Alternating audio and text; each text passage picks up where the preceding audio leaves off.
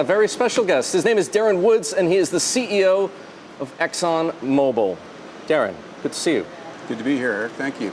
And thank you for being here. I want to start a conversation by asking you what brought you to Singapore, what brought you to this event, the New Economy Forum that Mike Bloomberg convened, especially if we think about the position that Mike has carved out on climate change, on sustainability, which people don't always equate with a hydrocarbon company like yours. Well, thanks for having me. It's great to be here. And we thought it was an important opportunity to talk about the important role that energy plays in growing economies and raising people's standards of living, while at the same time addressing climate change and the risk of climate change. People often think the two of those are mutually exclusive. They do. Our view is, they go hand in hand. And when people don't realize that technology is going to be absolutely critical to bridging those two things. You can have economic growth, you can have environmental protection, but you got to invest in technology to drive that. We thought this was a great opportunity to have that conversation. Now, this part of the world is an important part in the Exxon Mobil portfolio, the business that you run. But given the demand is growing faster here in the Asia Pacific than anywhere else in the world, shouldn't it be an even more important part of Exxon's business going forward? Well, as we look at our business, demand's important, but really it's the balance between demand and supply that determines the opportunity set for us. And so what we tend to look for is obviously want to be in Asia Pacific. If you look at the growth in GDP, a large percentage of it's happening here in the region. If you look at people kind of moving out of poverty into prosperity, moving into the middle class, 90% of the 2.5 billion people that we expect to see move into the middle class through the next 20 years is going to be here in Asia Pacific. So it's an important part of the world for us. And then, but a lot of our markets are global. So we look to supply products from all around the world into this market. LNG is a great example of that. With the growing need for power across the Asian economies, bringing LNG into this market is an important role that we play. And we bring that out of Australia, we bring that out of Papua New Guinea, out of Qatar, a lot of places around the world. And then chemicals is a huge part of the business. As people move up the prosperity ladder. And that's what you do here in Singapore. We do that. We have a very large facility here, an integrated facility with a refinery, large refinery. In fact, it's our biggest in the world, integrated facility. And we've been investing in that pretty consistently to meet that growing demand, especially products in the chemical markets. Darren, there's a lot of talk here. Chinese Vice President Wang Qishan spoke about it this morning. There's a lot of talk back home about the tensions between China and the United States. At what point do those tensions have an impact on your business, what you're doing now, your operations, if you will, or perhaps on your investment decisions? Well, we try to, we find over time that those tensions and you see things move kind of up and down across the world. Our strategy has always been to have a fairly diversified portfolio. And to basically manage the business for the long term. And so we pay a lot of attention to that. We're engaged with the governments talking about the opportunity set that we see in each country and really try to make sure that we're focused on the fundamentals to manage through kind of those ups and downs. We're meeting basic requirements in the countries where they need products that we supply that make their lives better. Do you not worry about the potential downside? I think, for example, about the joint venture that you announced a few months ago, the petrochemical complex and the LNG terminal in southern China.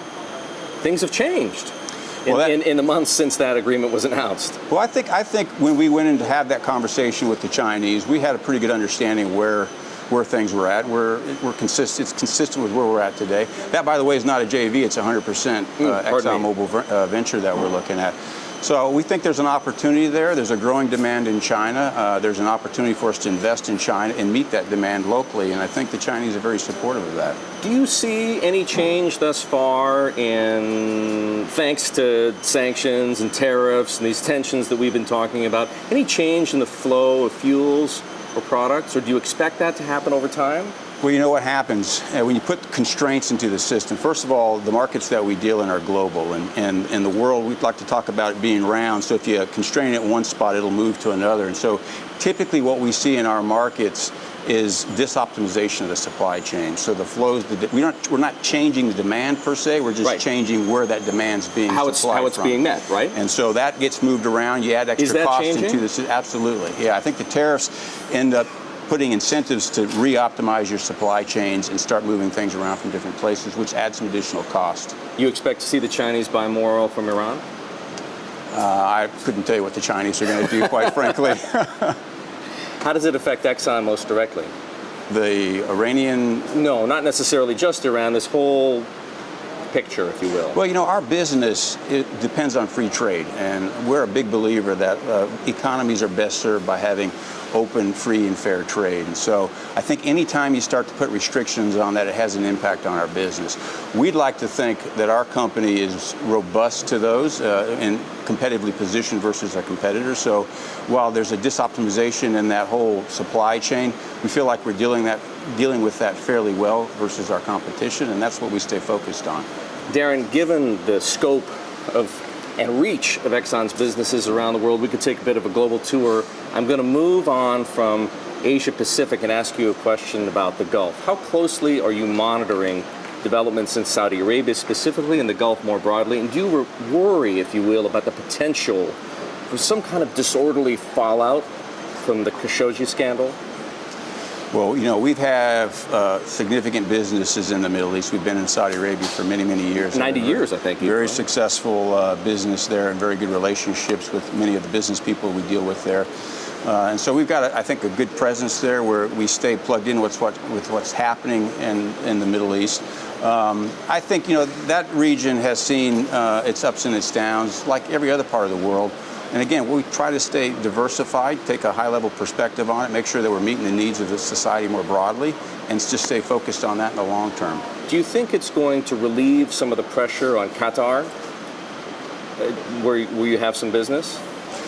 You know, I don't know how you would equate those two things. Frankly, we haven't really tried to get mixed into that business. We kind of see that being more of a government-to-government deal, and so I couldn't tell you how that will manifest itself with respect to that.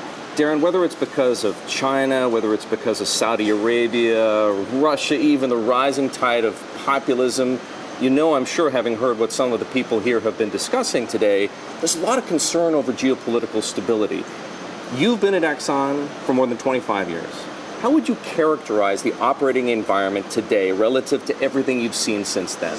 Well, I think, you know, there is always, as you go around, when you have a business like ours that spreads countries all around the world, there are always, you're seeing this tension and movements kind of at different places at different times. And we, again, keep thinking about it in the longer term, how we want to run the business, how we meet the needs of societies around these different countries around the world, and just stay focused on the long term and doing what's right for the country, doing what's right for the people of that country. And I think most of the host countries that we work in appreciate that and value having somebody there who stays stable and thinks about the long term. Does this feel like a good operating environment? I think, you know, I wouldn't try to judge it. Our view is you have to be prepared to operate in any environment that you're in. And so laying the foundations, building a business on the fundamentals, it will weather the environments that you find yourself in. So we don't try to second guess where policy is going to go. We try to focus in on what are the fundamentals. The things you can control. The fundamentals that underpin this business are going to make it successful in the long run. Focus on those. Those then basically pay off in the medium term. Well, of course, any manager should focus on the things you can't control, but you have ambitious plans, right? You want to double by 2025.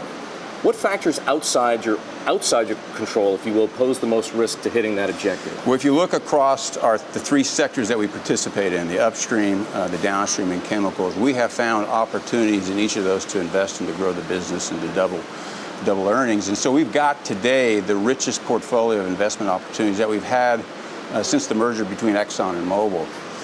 And so as we're looking at those, of course, it's a fairly large basket of investment opportunities. It's pretty diversified. We're going to find in the upstream, we're dealing with resource owners and partners, and that will have its own ebbs and flows, so that'll move around a little bit. Project development and the engineering, that will kind of ebb and flow. So I think it'll all move around, but when you have a portfolio as large as us, they kind of cancel one another out, and we move along at a pretty ratable basis, and that's what we plan to do. So to get there, you've got some big projects in development, right? You've got Papua New Guinea, you've got Brazil, you've got Guyana, Mozambique, but most of your production from those is years away. In the meantime, the biggest lever you can pull is in the Permian Basin. It's back in the United States. You've set a target for 750,000 barrels per day, up from some 450,000 today. Can you get there any faster? You know, what we're focused on doing is the resources there and the opportunity is how do you effectively develop that resource? And so we have been very methodical, and the approach that we've taken in planning out how we produce that resource base and making sure that we do it in the most cost-effective way. Look, the price in the oil markets are going to go up and they're going to come down again. And our view is the business that we build in the Permian, we're building for the long term. It needs to be efficient, low cost, and effective. And so we're making sure that the pace that we go at allows that to happen. Do you want to be bigger there? And if you could, would you buy something? We're looking at opportunities all the time. So if we can find something that has some unique value to us above and beyond what the market could extract from it, then that's an opportunity for us to purchase, and we would be interested in doing that. You would. The name Endeavor keeps coming up. Would you be interested in doing that? I couldn't talk about any one particular opportunity. I guess the question is, what appeals to you most? Is it, incremental acquisitions of acreage or perhaps smaller operators? Or if something large came for sale at the right price, would you want that too? I think, we have the capacity to do probably just about any size opportunity that could come about. So it's really a function of looking at the value that ExxonMobil can extract. Sure. And how we would integrate that into our portfolio. So I wouldn't tell you that size is a particular driver. It's more of the value proposition that we see. Every deal needs a buyer and a seller. You've also been a seller. You're selling properties in the Gulf.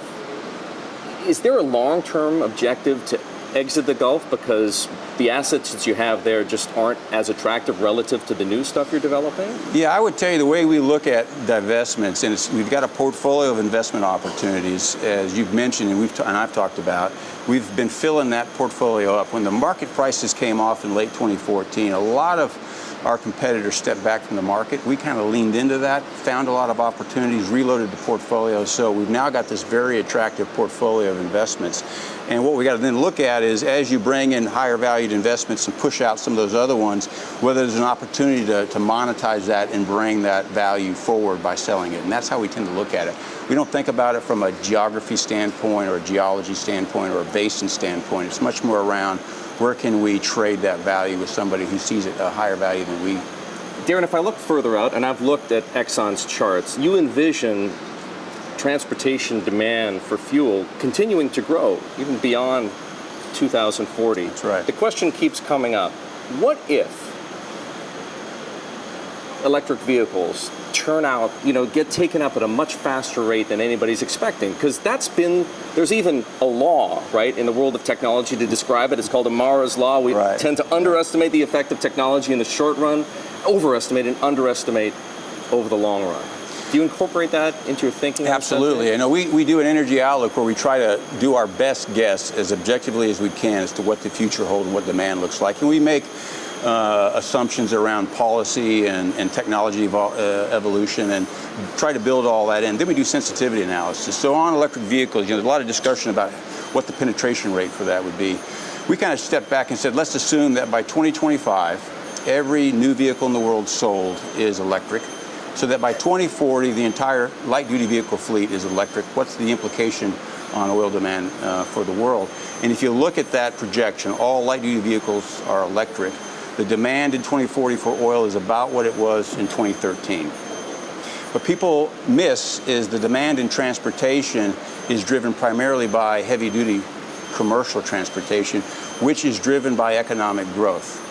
And today, there's not a good substitute for the energy-dense liquid the energy fuels that we density sell. that you get in a truck. So that's what's driving the demand for oil, and the growth for oil is commercial vehicles and chemical. By the way, do you think that's a realistic projection that light vehicles are going to end up being all EV? No, I don't.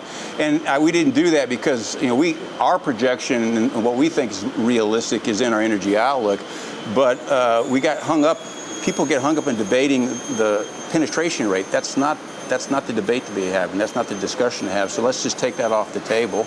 We'll assume it. I'll give you all that, and let's talk about the rest of the business. Irrespective of how what the uptake is on EVs, I'm curious to know from the perspective of the CEO at Exxon, what do you think of what Elon Musk has done at Tesla? I think Elon Musk is a very creative, innovative individual. Well, we'll leave it at that. Darren, I want to thank you very much for joining us here at the New Economy Forum. Yeah, thank you very much. A real pleasure.